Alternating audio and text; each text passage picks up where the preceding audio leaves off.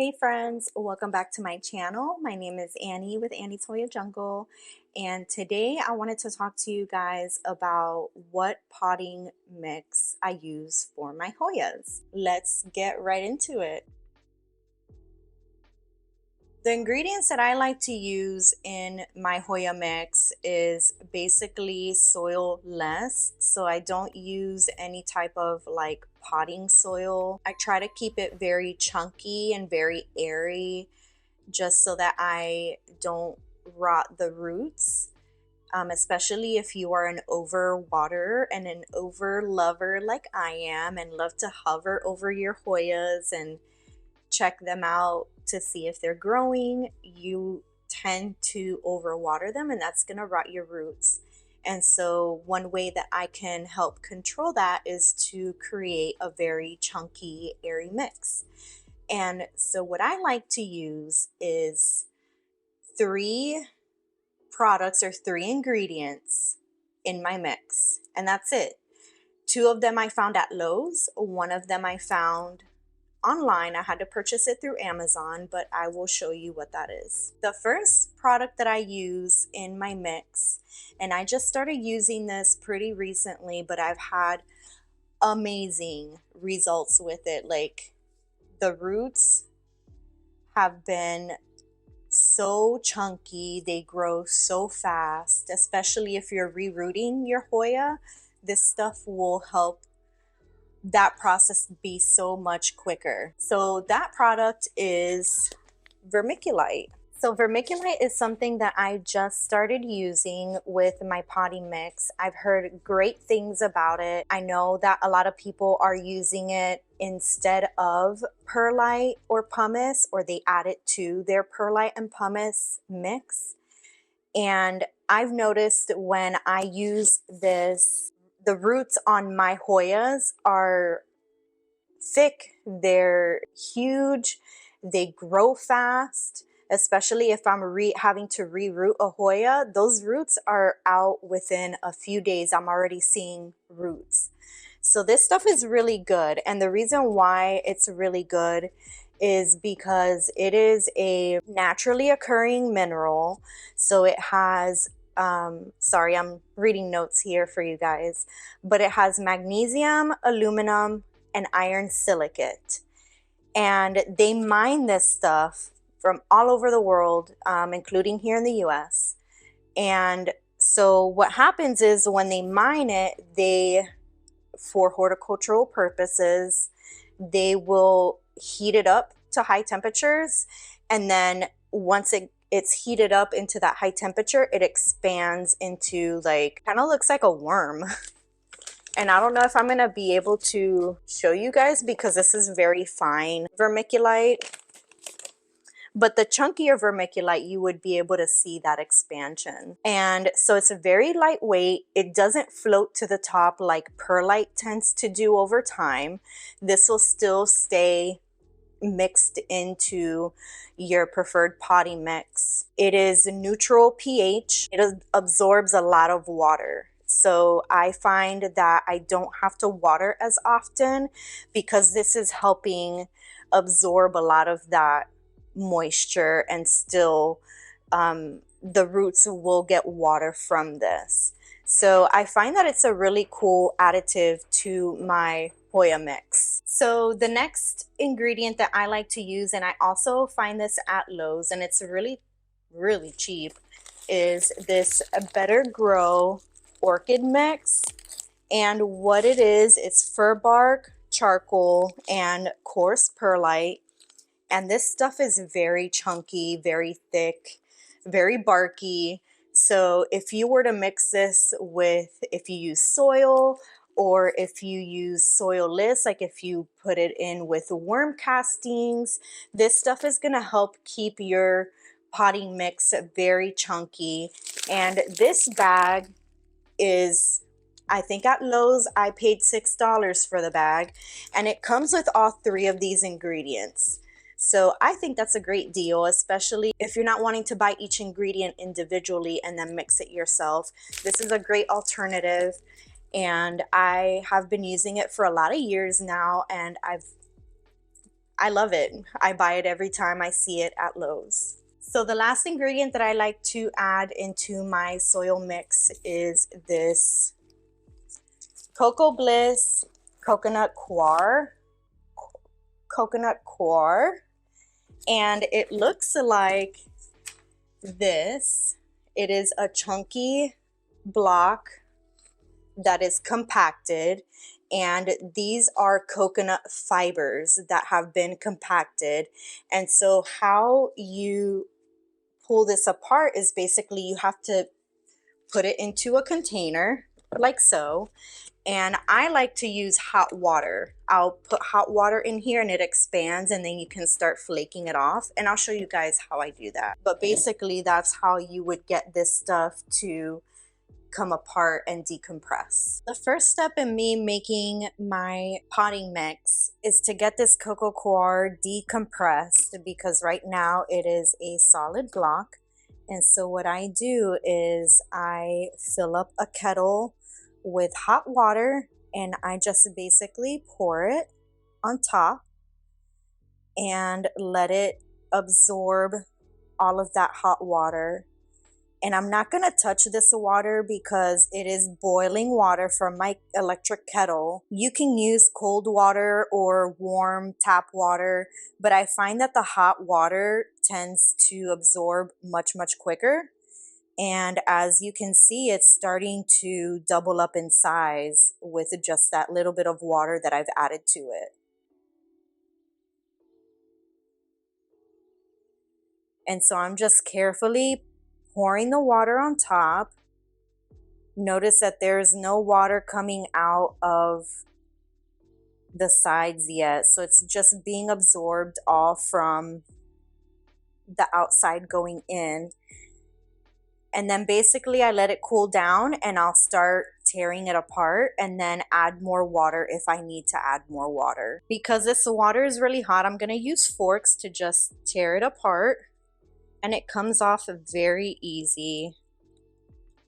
I'm not putting any pressure on here whatsoever. And I don't know if you can see all that steam coming out of it. There's still a whole block here, so I'm just basically scraping it off, and I may need to add more water to it. Oh, I do, because look, this part right here is very dry, so that tells me that it needs more water.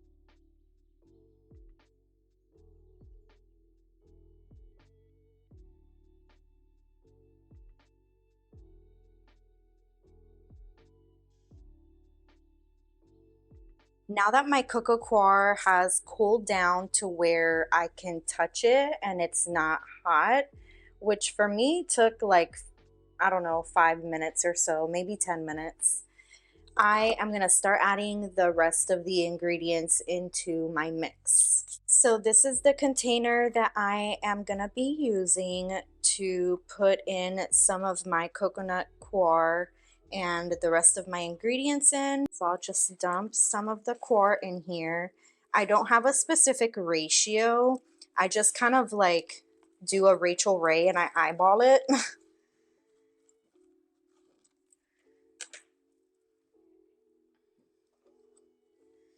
So once I get my coconut coir in there, and it kind of looks like soil, but I promise you it is not the same. Then I'm gonna add my orchid mix in there. That is what the orchid mix looks like in there. It's very chunky, very barky. You can see the perlite, the charcoal, which is the black stuff, and the orchid bark in there. So I'm just gonna mix enough in here to make it pretty chunky. So I probably used right now about half of the bag. And then I'm gonna add my perlite to it.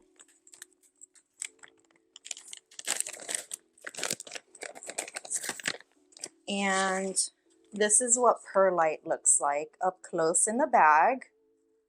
It's a very lightweight. It looks like rocks, but it's not. It has such a cool and like very different texture.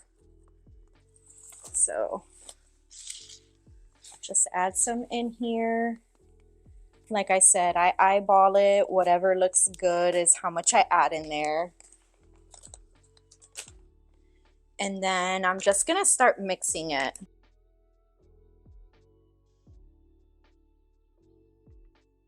You can add to it perlite or pumice do not retain water like vermiculite does, so it's simply used as an aeration component in your soil mix or your potting mix. So it would look like these little things, versus vermiculite does absorb water and also absorb vitamins and nutrients and will disperse them over time. So with vermiculite, like I said earlier, you don't have to water as often because it holds water, and then it'll just kind of like a slow release ingredient in your mix. It'll slowly release the water and the nutrients until you fully have to water and everything is dried out. But it should be a little bit longer than normal. I may add some more orchid mix.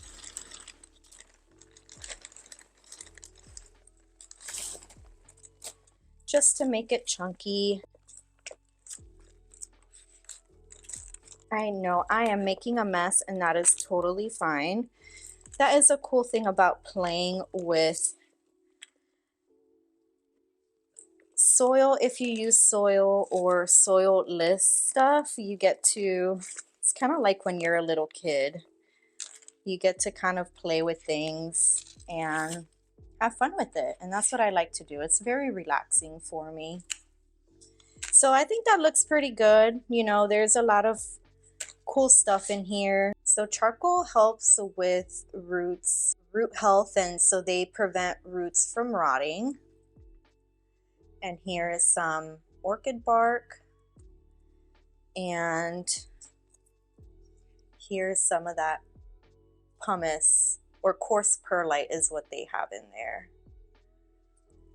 So yeah, these are all of the ingredients that I use in my potting mix, and I've had very good success with it. So now that we have created our potting mix, I have discovered as I was watering the other day that I need to reroot my Hoya subquintupla nervus because her roots in this small cup are everywhere. And this was rooted in Coir and Vermiculite. I forget when I rooted this, but she has grown so much since then, and she's continuing to grow. I think she's got a peduncle right here, actually. Maybe, I can't really tell, so I'm not sure, but I think it's time that we up her pot size, and what better time to do it than now because I've created some new potting mix. So what I'll be doing is I'll be taking out this Hoya from this little cup here, and it looks like the roots are attached to the side of the cup. So I'm just gonna gently squeeze the sides so that I don't disturb any of those roots.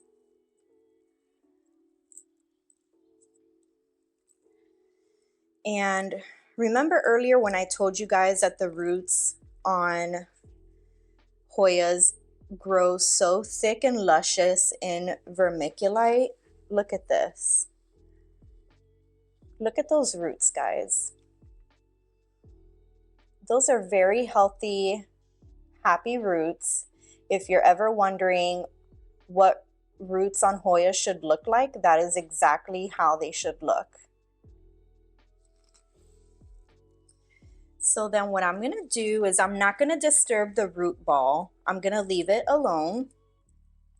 I'm just gonna add a little bit of my mix to the bottom of the pot.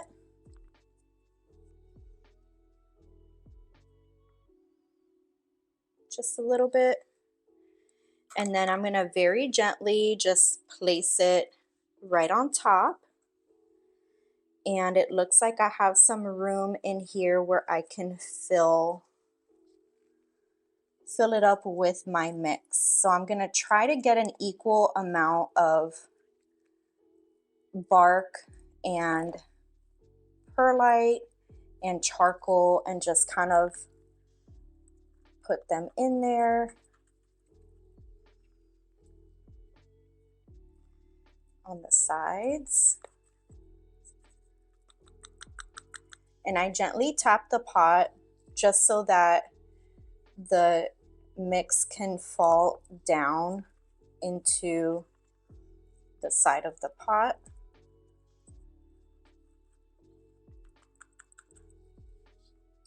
And I do it on all sides.